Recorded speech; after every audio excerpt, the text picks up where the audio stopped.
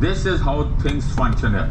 सो majority rule मतलब till the time you enjoy the majority of the house, हम बोलेंगे confidence of the house, तब तक you stay, otherwise you are over. Okay, you will have to resign.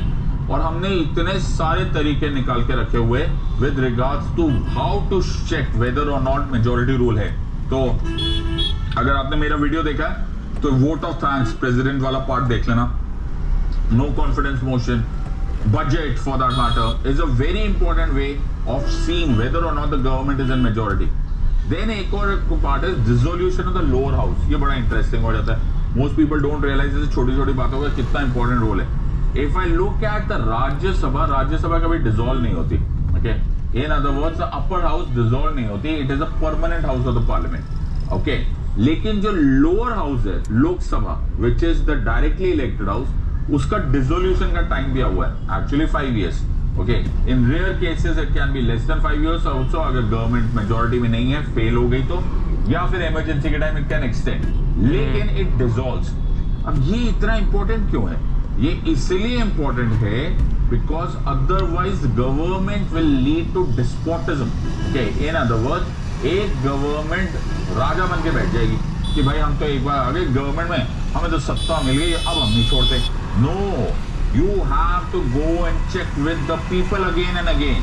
ये बार बार people तुम्हें check करेंगे कि आर यू अभी भी लायक और not, whether you still enjoy the love and the belief of the people, the voters. This is called as resolution. फिर इस पॉलिटिकल होमोजेनिटी, वो एक्चुअली यहां से आ जाती है कलेक्टिव रिस्पांसिबिलिटी. भाई निकलने नहीं दे रहा. Since you are collectively responsible to the Lok Sabha, तो एक इंपॉर्टेंट पार्ट है कि हम union council of ministers should always appear united. Okay, लेकिन अगर हमारे में पॉलिटिकल होमोजेनिटी ना हो, ओके, मैं किसी एक ऐसे पॉलिटिकल ग्रुप का मेंबर अपने पास रख लूं जो कि मेरे जैसा नहीं सोचता, you are understanding, then what will happen, we will not appear unanimous. इसीलिए इट इज वेरी रेयर, आपने देखा होगा लेकिन बड़ा रेयर है कि आप suppose I'm the Prime Minister of India. Now I have a political party X. Now Y political party में एक बहुत अच्छा member है who is an expert at finance. तो क्या मैं उनको अपना मंत्री बना सकता हूँ? Can I make him a part of my UCOM? बनाने को बना सकते हो, but it will lead to a very major damage to collective responsibility.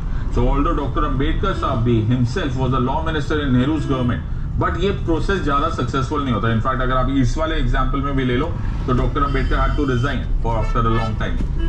Now as compare to this, इसको फटाफट कंपेयर कर लेंगे. ठीक है, तो हमने यहाँ पे देखा real executive is the head of the government and the nominal is the head of the state. अब प्रेसिडेंट को देख लो, प्रेसिडेंशियल फॉर्म यूएसए में चले जाओ तो head of the state and the head of the government दोनों एक ही है, that is the president. Are you understand?